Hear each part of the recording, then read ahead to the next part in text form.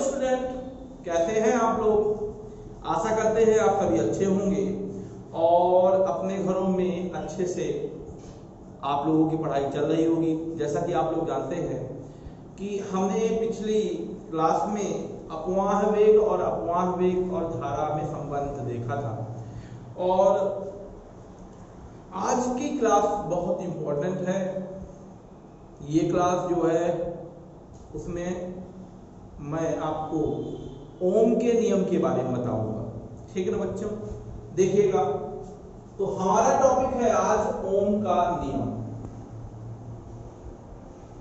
देखिए, आज के टॉपिक में हम ओम के नियम के बारे में थोड़ा सा जानेंगे। ओम का नियम क्या है, ओम का नियम किसने दिया, ओम के नियम के क्या तात्पर्य हैं, ओम के नियम से क्या निकल के आता है, इसमें प्रतिरोध क्या है, प्रतिरोध के बारे में जानेंगे, प्रतिरोध का मतलब क्या होता है। आपने इसे पिछली 10th में या पिछली कक्षाओं में देखा होगा ओम के नियम के बारे में, ठीक है? और आज हम इसको बहुत बृहद ढंग से पढ़ने वाले हैं, ठीक है बच्चों? तो हमारा टॉपिक है ओम का नियम। तो सबसे पहले देखिए ओम ये भगवान का नाम ओम नहीं है। एक वैज्ञानिक थे जर्मनी के जिनका नाम था, जो भौतिकविद थे, जॉर्ज साइमन ओम। जिनका नाम क्या था? जॉर्ज साइमन ओम। उन्होंने 1828 में विद्युत धारा और विभवांतर के बीच एक संबंध स्थापित किया। कब? 1828 में। किसने? जॉर्ज साइमन ओम ने। जॉर्ज साइमन ओम ने बच्चों क्या किया?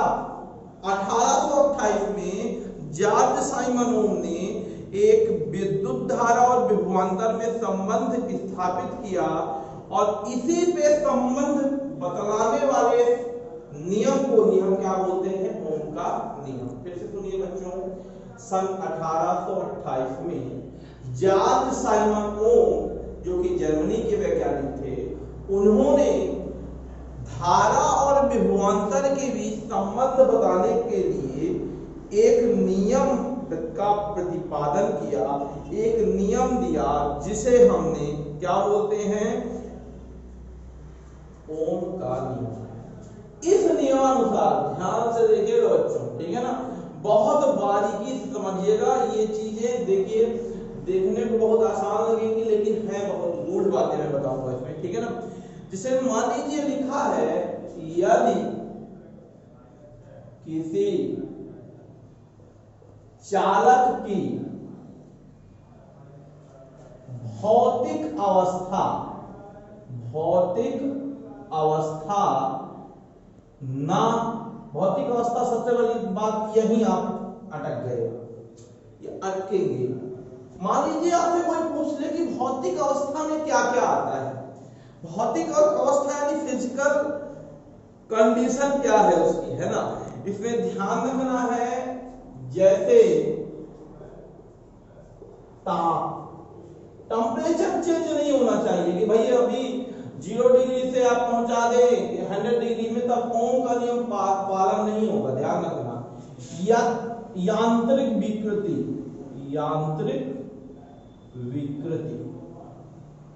ठीक है? देखिए, मैंने क्या बताया आपको, यदि किसी चालक की भौतिक अवस्था ना बदले।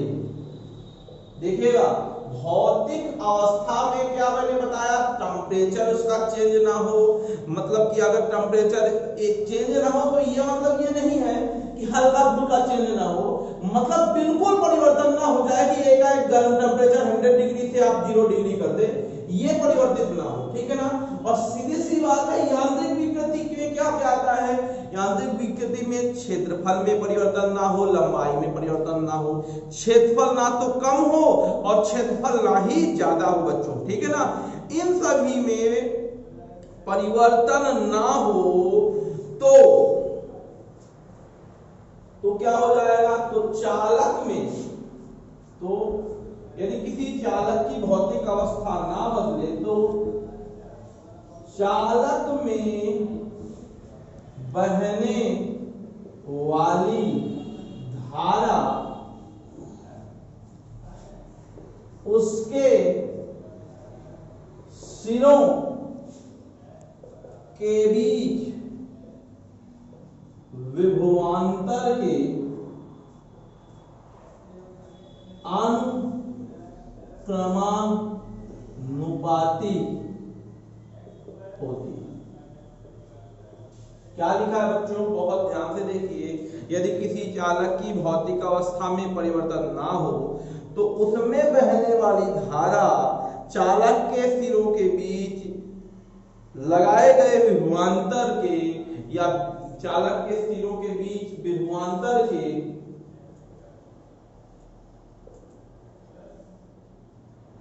लगाए गए विभवांतर के क्या होती है, अनुक्रमानुपाती होती है बच्चों। तो इसको हम लोग करते हैं, ठीक है। अब समझिए, मैं बार बार बता रहा हूं आपको कि यहां आप इस पॉइंट पे ध्यान देना है। भौतिक अवस्था का मतलब होता है ताप आपका बदले नहीं। यांत्रिक विकृति का मतलब होता है लंबाई और क्षेत्रफल में, आयतन में कोई परिवर्तन ना हो। तो बहने वाली जो धारा होगी सिरों के बीच लगाए गए विभवांतर के क्या होगी, अनुक्रमानुपाती, ठीक है ना। अब मान लेते हैं, देखिए, यदि किसी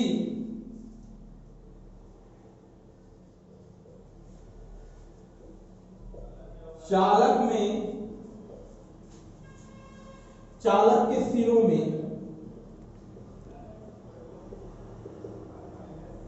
विभवांतर भी देने पर उसमें आई धारा प्रवाहित हो जाती है। तो बच्चों क्या हो जाएगा, बहुत ध्यान से देखिएगा, V proportional to I। Clear, V proportional to I।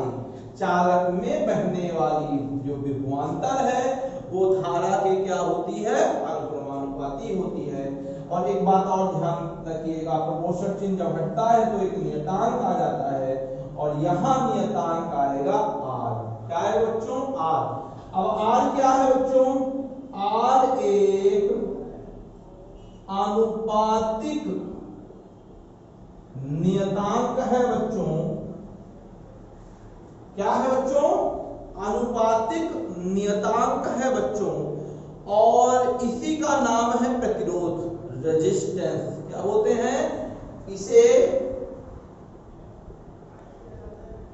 चालक का प्रतिरोध कहते हैं,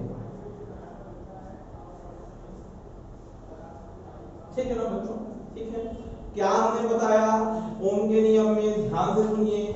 सर जॉर्ज साइमन ओम ने, जो कि जर्मनी के भौतिकविद थे, उन्होंने 1828 में क्या बताया कि जो चालक में अगर भौतिक अवस्था में परिवर्तन ना किया जाए तो उसमें बहने वाली जो धारा होती है वो विभवांतर के क्या होती है, उसमें लगाए गए विभवांतर के अनुपाती होती है। यदि मान लीजिए हम विभवांतर V दे रहे हैं और धारा I प्रवाहित हो रही है तो V प्रोपोर्शनल टू I हो गया और V बराबर RI हो गया। और R क्या है, हमारा अनुपातिक नियतांक है, जिसे हम क्या बोलते हैं, प्रतिरोध, या इंग्लिश में रेजिस्टेंस बोलते हैं। क्या बोलते हैं, रेजिस्टेंस बोलते हैं बच्चों। इस चीज को बहुत इंपॉर्टेंट है, ये ध्यान लीजिएगा, ठीक है ना। ये क्या था हमारा ओम का नियम, इसको आप स्क्रीनशॉट इसका ले लेंगे। अब स्क्रीनशॉट इसका ले लिया होगा आपने, तब देखिएगा इसमें कुछ चीजें और बताते हैं। देखिए आर के बारे में थोड़ा सा चर्चा करते हैं। आर जो होता है वो, आर की बात करें, यहां मैं इसको मिटा दूं, इस आर की बात करता हूं। आर अनुपातिक नियतांक है और यह जो होता है बच्चों, यह V और I पर निर्भर नहीं करता, यह विभव एवं धारा पर निर्भर नहीं करता, ठीक है ना। अब इसको हम जानेंगे निगमन के बारे में। जब हम निगमन पढ़ेंगे, इसका ओम के नियम का निगमन अभी आगे पढ़ेंगे, तो तब जानेंगे कि विभव और धारा पर निर्भर क्यों नहीं करता है, ठीक है ना। और निर्भर नहीं करता है बच्चों, तो किस पर निर्भर करता है भाई? चालक की प्रकृति पर निर्भर करता है। चालक की लंबाई कैसी है, चालक का क्षेत्रफल कैसा है, चालक का ताप कैसा है, या चालक का परिस्थितियां कैसी है, ठीक है ना। तो इस पर निर्भर करता है प्रतिरोध, ठीक है ना। और प्रतिरोध यानी कि R ये होता है हमारा, ठीक है ना। अगर हम प्रतिरोध के बारे में बात करें, R बराबर क्या हो जाएगा, यहाँ से R बराबर हो जाएगा V/I, और यानी क्या हो जाएगा, प्रतिरोध बराबर बच्चों हो जाएगा विभवांतर बटे धारा। ये इसका क्या आ गया बच्चों, फार्मूला आ गया, विभवांतर बटे धारा, ठीक है ना। समझ में आया ना बच्चों। अब देखिए थोड़ा सा, अब इसमें एक चीज और देखते हैं हम लोग। अभी हम प्रतिरोध के बारे में बृहद ढंग से पढ़ेंगे आगे, ठीक है ना। प्रतिरोध के बारे में बृहद ढंग से पढ़ेंगे। अभी हम ओम के नियम की बात कर रहे हैं, तो ओम के नियम पे ही चलते हैं। अब इन्होंने क्या किया, जॉर्ज ये जो क्या कहते हैं, ओम जर्मनी के भौतिकविद थे जॉर्ज साइमन ओम। उन्होंने अब क्या किया कि चालक के सिरों के बीच जो विभवांतर भी है और बहने वाली धारा I है, उनके बीच ग्राफ खींचा, ठीक है ना। क्या किया, विभवांतर एवं धारा के बीच क्या खींचा गया, ग्राफ खींचा गया। तो देखिए ग्राफ कैसे खींचा गया, ग्राफ में दो एक्सिस होते हैं, एक होता है एक्स एक्सिस और एक होता है वाई एक्सिस, मालूम होगा आपको। तो एक्स एक्सिस में किसमें लिया भाई, किसी को भाई एक्स एक्सिस में लेंगे, किसी को वाई एक्सिस में लेंगे। तो उन्होंने क्या किया कि मूल बिंदु 0 से उन्होंने क्या किया, एक्स एक्सिस में v को लिया और वाई एक्सिस में I को लिया। देखिए I को यहाँ लिया ऊपर की तरफ और यहाँ v को लिया और उन्होंने ग्राफ खींचा, उन्होंने, है ना। तो उन्हें एक सरल रेखा प्राप्त हुई। क्या प्राप्त हुई, कैसे सरल रेखा, मान लीजिए अगर यहाँ एक विभवांतर लगाते हो वोल्ट में, तो 1 एम्पियर धारा बहेगी, या जिसमें भी निकालते हो आप, है ना। तो यहाँ पास एक दो विभवांतर लगाओगे तो 2 मिलेगी, मतलब हर में V/I का जो मान है वो हमेशा एक ही रहेगा, बदलेगा नहीं, है ना। यानी V के मान बढ़ाओगे और I का मान बढ़ाओगे तो जो R की वैल्यू आएगी वो हमारी सीधी रेखा आएगी, ठीक है। यानी सीधी सी बात है, V और I के बीच यदि हम विभिन्न ताप पर विभिन्न परिस्थितियों में ग्राफ अगर खींचे तो ये सीधी रेखा मिलता है, और ये जो मिला है हमें सीधी रेखा, ये सभी धात्विक चालकों के लिए सत्य होता है। ध्यान रखिए, सभी धात्विक चालकों के लिए बच्चों ये क्या होता है, सत्य होता है। केवल धात्विक चालकों के लिए, अर्धचालकों में ये नहीं काम करेगा बच्चों, ठीक है ना। क्योंकि अर्धचालक में अगर आप प्रतिरोध का मान टेम्परेचर बढ़ाते हो तो टेम्परेचर जब बढ़ाओगे तो धारा अपने आप बढ़ जाती है, ठीक है ना। इसमें कोई लेना देना नहीं है, ठीक है। और ये ध्यान रखिएगा, ओम का नियम जो है केवल धात्विक चालकों के लिए सत्य होता है, ठीक है ना। केवल ये किसके लिए सत्य होता है, धात्विक चालकों के लिए, ठीक है। और ये हमारा जो हमने ये बनाया है, ये ग्राफ है किसके किसके बीच, विभवांतर और धारा के बीच, ठीक है ना बच्चों।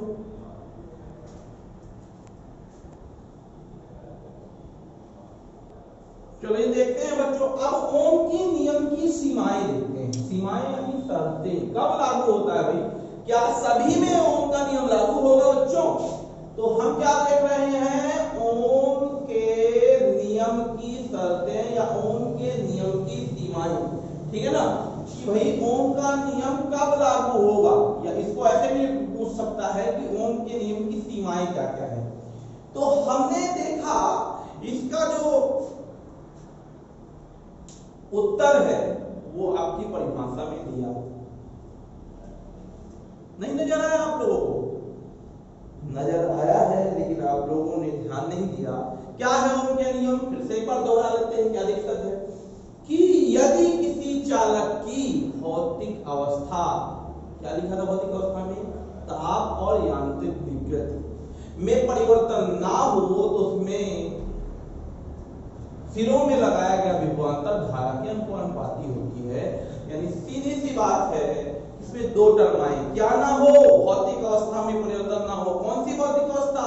ताप में परिवर्तन ना हो गया तो ये नियम फेल हो गया। मान लीजिए ताप में परिवर्तन हो गया तब ये नियम फेल। समझ में आया? ठीक है ना। दूसरी बात, मान लीजिए एरिया में परिवर्तन हो गया, तार आपका लंबा हो गया तो ओम का नियम फेल हो गया। ठीक है ना। यानी रेजिस्टेंस बढ़ जाएगा या कम हो जाएगा, यानी सीधी बात विभव का मान बढ़ेगा या घटेगा, कुछ भी हो सकता है। तो सीधी सी बात है, पहली चीज इसमें है चालक का ताप। चालक का ताप हमारी जो ओम का नियम तभी लागू होगा जब ताप नियत हो। अगर ताप नियत होगा तो प्रतिरोध परिवर्तित हो जाता है। अगर ताप नियत नहीं रहेगा, है ना, यदि ताप नियत नहीं है तो प्रतिरोध परिवर्तित हो जाएगा और यानी अलग अलग स्थितियों पे अलग अलग मान आएंगे आपके। ठीक है ना बच्चों। दूसरी, चालक में विकृति ना हो, लंबाई और क्षेत्रफल में परिवर्तन तो बिल्कुल ना हो, है ना। अगर परिवर्तन होगा तो प्रतिरोध नियत नहीं रहेगा, यानी मान आपका बराबर नहीं आएगा। ठीक है ना। तो चालक के दूसरा क्या दिया हुआ है? चालक में विकृति ना हो। चालक में क्या ना हो? विकृति ना हो। पहला क्या है? चालक का ताप। ठीक है ना। ताप कैसा होना चाहिए? नियत हो। ताप कैसा हो? नियत हो। और इसमें विकृति ना हो। यदि विकृति होगी तो आप लिख सकते हो कि विकृति होगी तो इस परिस्थिति में ताप प्रतिरोध परिवर्तित होगा, यानी ओम का नियम यानी सीधी रेखा नहीं प्राप्त होगी आपको। ये क्या था बच्चों? ये था हमारा ओम के नियम की शर्तें थी बच्चों। कुछ क्या लिखा था हमारा? ओम के नियम की शर्तें। ठीक है ना बच्चों। समझ में आया आप लोगों को? आशा करते हैं बहुत अच्छे समझ में आया होगा। ठीक है। अब थोड़ा सा आगे देखते हैं। अभी मैंने थोड़ी देर पहले बताया था कि जब हम ओम के नियम पढ़ लेंगे तो भाई पढ़ेंगे प्रतिरोध के बारे में अलग से। बोला था ना कि भाई प्रतिरोध के बारे में हम अलग से देखेंगे और वही प्रतिरोध है हमारा आगे। क्या है प्रतिरोध बताइए?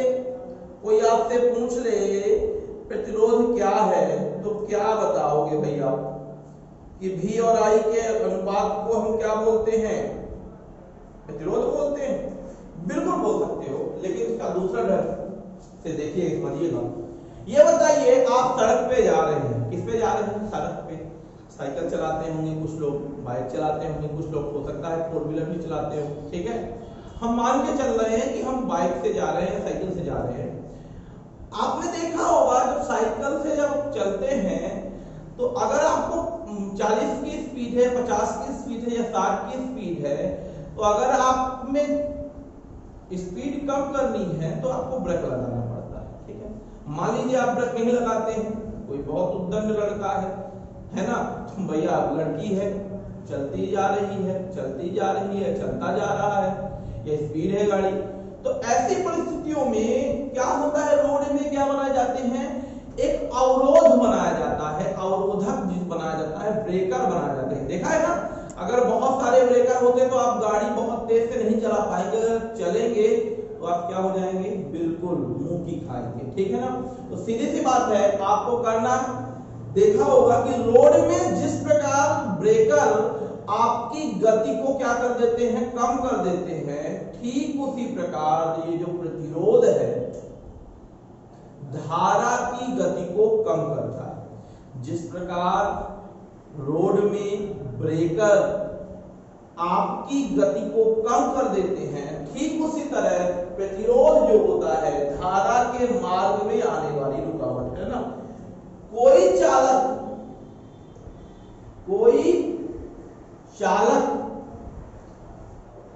विद्युत धारा के मार्ग में, विद्युत धारा के मार्ग में जो रुकावट डालता है, रुकावट यानी ब्रेकर, ठीक है ना, जो रुकावट डालता है उसे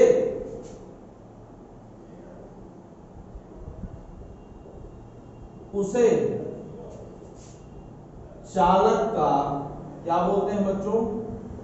प्रतिरोध कहते हैं। फिर से सुनिए, कोई चालक विद्युत धारा के मार्ग में जो रुकावट डालता है उसे चालक का बच्चों क्या बोलते हैं? प्रतिरोध कहते हैं। अब आपकी जो थ्योरी थी पिछली वाली वो क्या गलत हो गई? नहीं भाई, वो भी सही है ना? और उन्हें रजिस्टर बोलते हैं ना। उस चालक को क्या बोलते हैं? प्रतिरोधक। क्या बोलते हैं? प्रतिरोधक। या ऐसे चालक को, उस चालक को या ऐसे चालक को प्रतिरोधक कहते हैं। मतलब जो धारा के मार्ग में ब्रेकर बनाए उन्हें क्या बोलेंगे? प्रतिरोधक बोलेंगे, रेजिस्टेंस बोलेंगे, रजिस्टर बोलेंगे। ठीक है ना बच्चों? अब समझिए इसकी दूसरी परिभाषा अथवा करके जो मैंने वहां से निकाली थी, V प्रोपोर्शनल टू I से, R बराबर V अपॉन I से क्या निकलेगी? किसी चालक का प्रतिरोध उसके सिरों के बीच लगाए गए विभवांतर और उससे बहने वाली धारा के अनुपात के बराबर होगा। बिल्कुल सही बात है। दूसरी परिभाषा किसी, ये कहां से आया कि देख लीजिए, बगल में भी R बराबर V अपॉन I से आएगा। किसी चालक का प्रतिरोध, बिल्कुल प्रतिरोध, चालक के सिरों के बीच लगाए गए विभवांतर एवं बहने वाली चालक के सिरों में बहने वाली, चालक के सिरों में बहने वाली धारा के क्या होती है?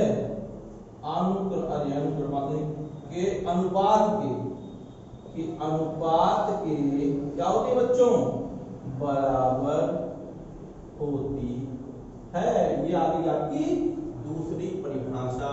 क्या बताया हमने? कि किसी चालक का प्रतिरोध उस चालक में बहने वाली विभवांतर और उसमें बहने वाली धारा के अनुपात के बराबर होती है। फिर स्क्रीनशॉट लीजिए जल्दी से और आगे बढ़ते हैं हम लोग। चलिए देखते हैं। नेक्स्ट जो है हमारा वो है प्रतिरोध के सूत्र, जो कि हम देख चुके हैं। क्या देखे हैं? R बराबर V अपॉन I। बहुत सही, आप लोग तो इतना बहुत अच्छे से जानते हैं। अगर हिंदी में लिखेंगे तो क्या आ जाएगा बच्चों? प्रतिरोध बराबर विभवांतर बटे धारा। ठीक है। अब आते हैं इसके मात्रक पे बच्चों। आते हैं मात्रक इसका होता है बच्चों ओम। इसका SI मात्रक क्या होता है? प्रतिरोध का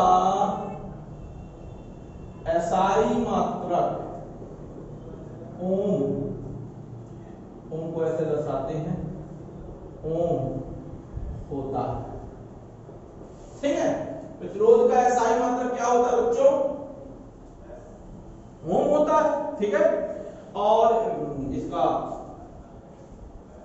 1 ओम बराबर 1 वोल्ट बटे 1 एम्पियर। ठीक है। परिभाषा भी बता सकते हैं 1 ओम की। कोई पूछे तब क्या करोगे? 1 ओम की परिभाषा लिखिए। 1 ओम बराबर 1 वोल्ट बटे 1 एम्पियर। यानी कि क्या बन जाएगा फार्मूला? कि यदि किसी चालक में 1 वोल्ट लगाने पर उसमें धारा में, उसके सिरों में बहने वाली धारा 1 एम्पियर होती है तो उसका प्रतिरोध 1 ओम होगा बच्चों। तो क्या हो जाएगा? यदि किसी चालक के सिरों के बीच 1 ओम की परिभाषा, किसकी परिभाषा बच्चों? 1 ओम की परिभाषा। बहुत सरल है, देख लीजिए कैसे बनेगी। यदि किसी चालक के सिरों के बीच विभवांतर एक बोल्ट लगाने पर उसमें बहने वाली धारा 1 एम्पियर हो तो उसका प्रतिरोध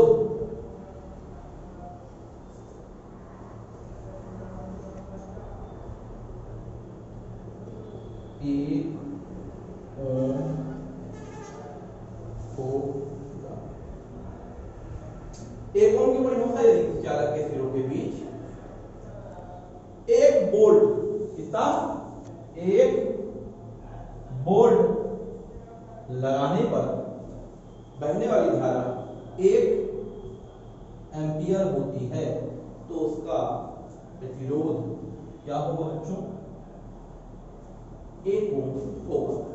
ये किसकी परिभाषा थी? 1 ओम की परिभाषा। ये बच्चों समझ में आया? स्क्रीनशॉट ले लेंगे, ठीक है ना। चलिए हम आगे बढ़ते हैं, इसका विमीय सूत्र देखते हैं। सूत्र ही है, लेकिन कौन सा सूत्र? विमीय सूत्र देखते हैं बच्चों। तो आर का विमीय सूत्र निकालने के लिए आपको भी का विमीय सूत्र चाहिए बटे किसका?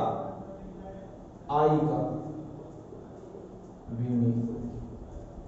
तो पहले निकाल देते हैं, डायरेक्ट नहीं करते हैं भाई। भी का होता है, भी बराबर होता है W/Q, और आई का तो भाई आई ही होता है, ठीक है। और ये हो गया हमारा W/Q, है ना। W/Q सीधी सी बात है, W/Q आई हो जाएगा। आई की वैल्यू भी पढ़ सकते हो आप, आई को आई ही रहने दो। Q की वैल्यू होती है I/T, IT यहां लिख सकते हो आप W बराबर I का स्क्वायर इंटू T। कहां से आ गया भैया? Q बराबर क्या होता है? IT होता है, मालूम है ना। कार्य का मात्रक क्या होता है बच्चों? mL/T-2, और इसका होता है एम्पियर, इसका होता है T। सॉल्व करिए बच्चों जल्दी से, कितना आ जाएगा? ये आ जाएगा mL/T-3 A-2, यानी 12/32। 12/32 याद है ना। इसका विमीय सूत्र कितना आ जाएगा? mL/T-3 A-2। तो ये था हमारा परिभाषा, विमीय सूत्र और मात्रक बच्चों, ठीक है ना बच्चों। तो बच्चों इसका स्क्रीनशॉट आप ले लेंगे। अब देखिएगा, इस तरह से हमने आज क्या पढ़ा? आज पढ़ा ओम का नियम, ठीक है। ओम के नियम में प्रतिरोध पढ़ा हमने, फिर प्रतिरोध के बारे में पढ़ा, ठीक है ना। अब इसका विमीय सूत्र, मात्रक, ठीक है ना। अब हम अगले वीडियो में देखेंगे बच्चों किसके बारे में? ओम के नियम का निगमन देखेंगे, और उसके पहले अनुवन वेग का निगमन देखेंगे, ठीक है ना बच्चों। अच्छे से रहिए, सुरक्षित रहिए, घर में रहिए। Good day.